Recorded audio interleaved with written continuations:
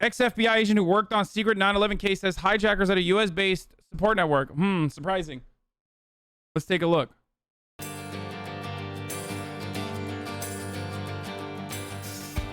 Welcome back to CBS Mornings. Saturday marks 20 years since the 9/11 terror attacks, and some of the victims' families are still demanding answers from the government.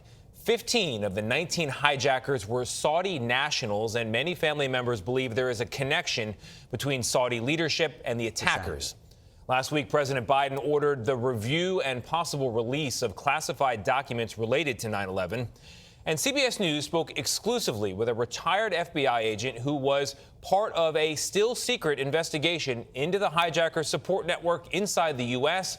and the possible role of Saudi government officials and employees. Senior investigative correspondent Catherine Herridge has the story. No, guys, it's not a fucking inside job. It's like, how do I describe it? Like, the thing is, it's not full-blown an inside job. It's part incompetence and part malicious incompetence, part malicious negligence and part incompetence. Okay? The inside part of it is like the agencies not communicating with one another, and also years and years of foreign policy that literally fucking carefully built out a network of militant Islamist fundamentalist cells that worked within Europe, that operated within the United States, and operated all over the fucking Middle East, okay? It's blowback. It is negligence.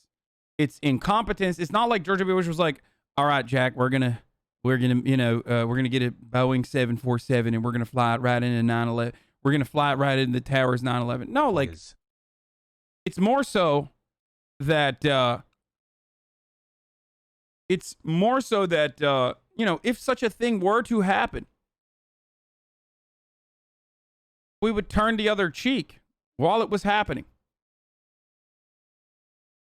Hassle. Because it would work alongside our interests of, engaging with the countries in the region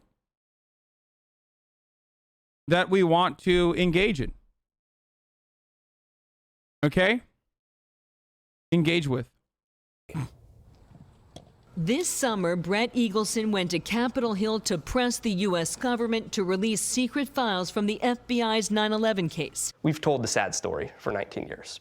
We've cried on camera. Eagleson's father, Bruce, worked in and died in the South Tower of the World Trade Center. Now grief has turned to rage. It's not about that anymore. It's about how we're angry. We're pissed off. It is painful. The Eaglesons and other 9/11 families want details of a secret FBI investigation codenamed Operation Encore, centered on the two hijackers that lived in San Diego. It's a 10-year-long investigation that specifically investigated the role that the Kingdom of Saudi Arabia played in supporting the hijackers. I just want to remind everybody that Obama literally was like, you shouldn't be able to sue the Saudi government for them being state sponsors of terror. Is that the first mosque they went to in San Diego? This is it right here on our left. Danny Gonzalez was an FBI agent who worked on Operation Encore. He showed us the neighborhood the hijackers lived in before they crashed American Airlines Flight 77 into the Pentagon. This is Gonzalez's first television interview about the case. 19 hijackers cannot commit 3,000 mass murders by themselves. Based on what you found, do you believe there was a domestic support network for the hijackers? Obviously. No question. But I can't comment on it, but you don't have to be an FBI agent with 26 years of experience to figure that out.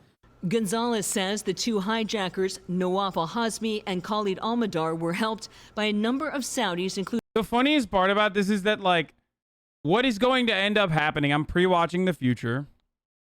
What is going to end up happening is the FBI is going to point the finger at the CIA, and the CIA are fucking demons, so they're going to turn it right back to the FBI and say that, like, oh, no, dude, it's the actual FBI. We'll find out more about like the FBI torture program, for example, even though it is within collaboration with the CIA. I'm seeing it happen already. Like the FBI's mass surveillance program was so fucking horrifying. Like it is it's just so horrible, so awful, such a significant destruction, erosion of human rights that we didn't even have, which by the way was led by Bob Mueller. Yes, that is true. And hopefully out of that interagency fighting, we will get some delicious classified information. That's what I'm looking forward to. For the record, this New York Times the daily broadcast today was pretty good, where Terry Albury gave an interview back in the day and went to jail for this, by the way, leaking the details of FBI's like incredible surveillance program that basically terrorized Somali Muslims.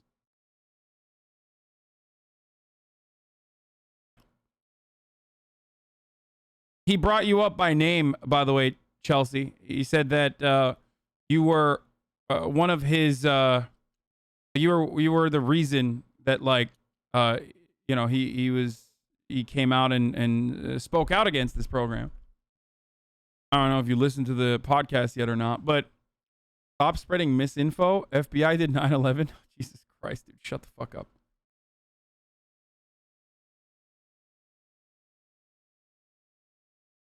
Let's keep going. Omar al-Bayoumi. Bayoumi worked for the Saudi government in California and has said he simply ran into the two hijackers at a restaurant in Los Angeles and encouraged them to move to San Diego. And this is the building he lived in. There, he helped them find an apartment and open a bank account. The two hijackers even started flight school nearby. Can't sit on the sidelines when I know the truth.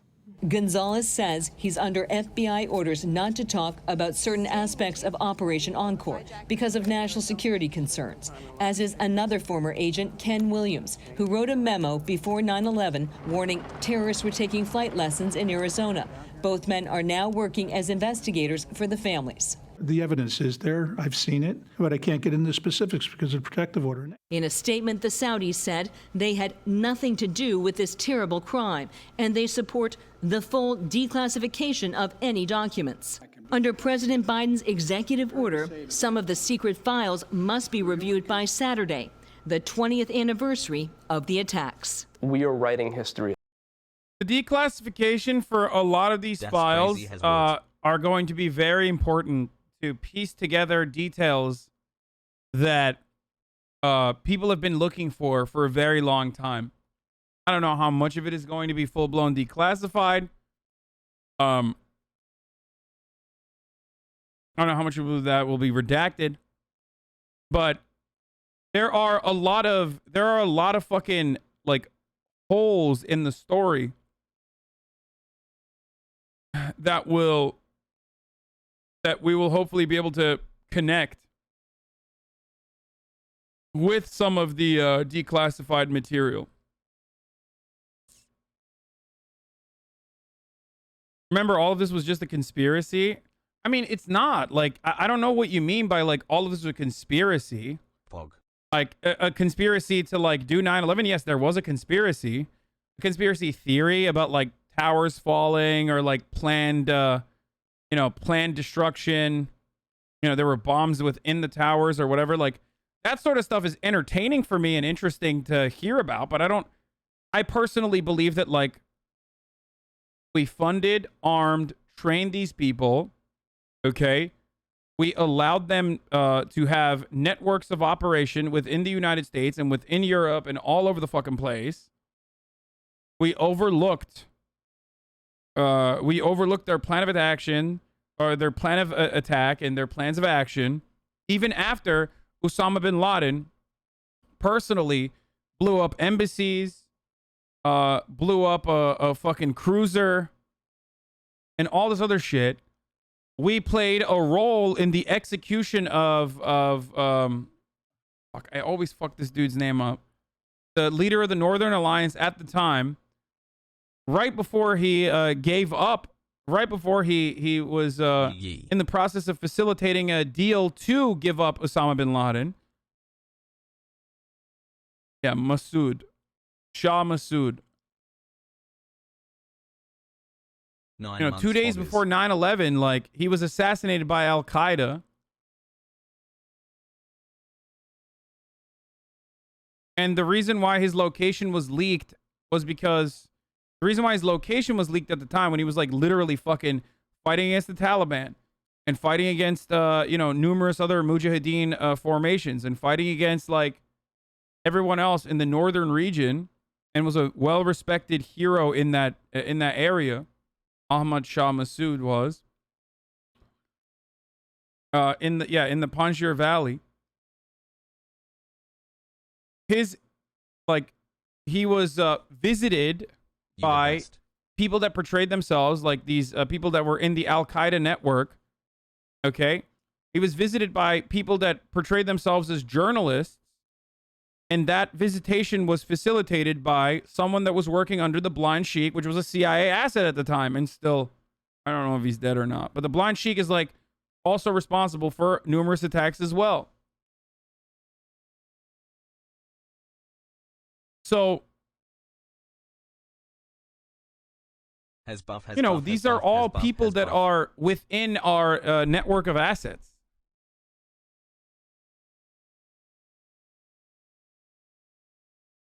As we speak, and it's my goal that when my daughter goes to school, when she's taught the subject, that we get it right. For CBS Mornings, I'm Catherine Herridge.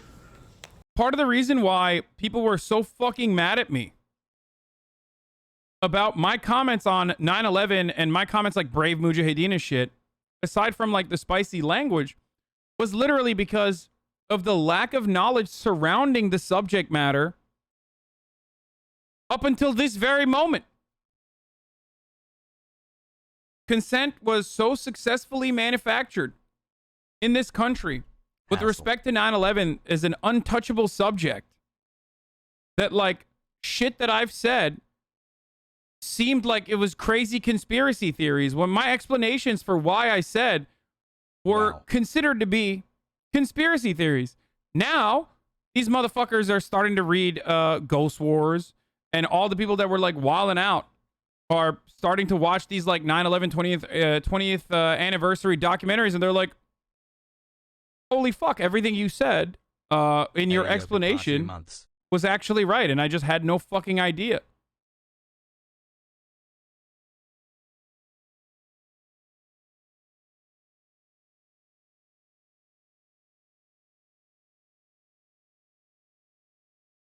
Are you saying that the CIA had a part to play in the Massoud assassination? Yes. Yes, I am saying that. And I hope that some of the declassified documents will show that. Considering that the fucking main person that facilitated that assassination did so under the watchful eye of the CIA. All of his correspondence was being watched, dude.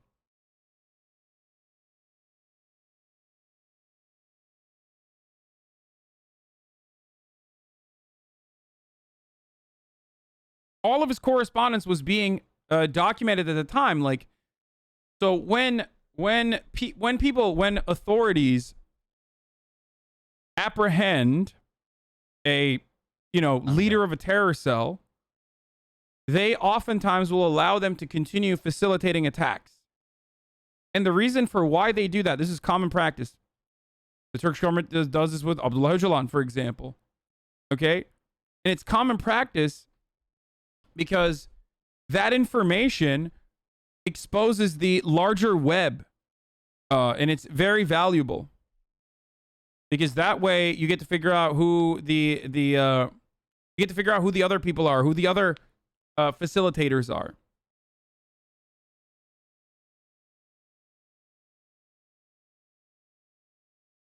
Okay? You bait them.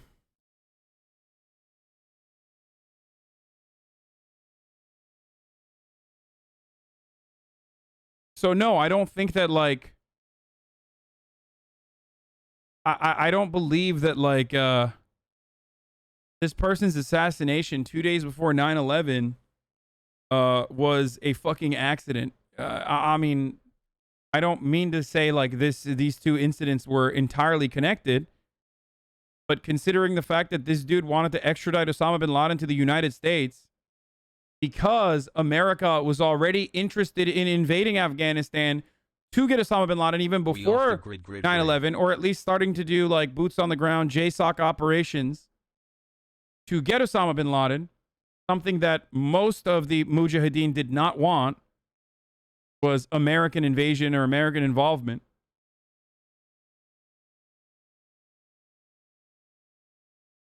Hey Hassan, did you hear what Ayok said? I do believe that nuts in your mouth.